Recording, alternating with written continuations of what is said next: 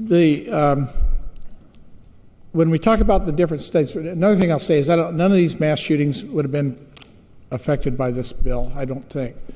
But a colleague in here loaned me an article out of Reason magazine, a long article about the studies on guns.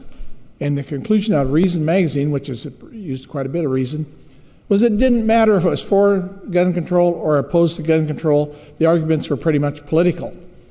They cited examples of studies where it showed that it was more people had concealed weapons and crime went up. And that was because in that study, Rhode Island had a spike in homicides for an unknown reason. If the same study had been done a year ahead or a year behind, it would have been the opposite.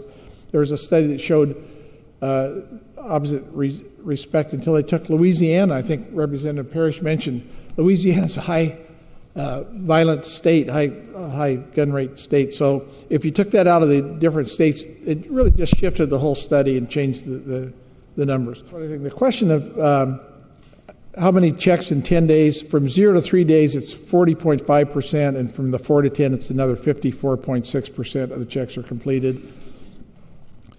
But the question of the difference between 3 to 10 days, it's really an impossible hypothetical to answer that.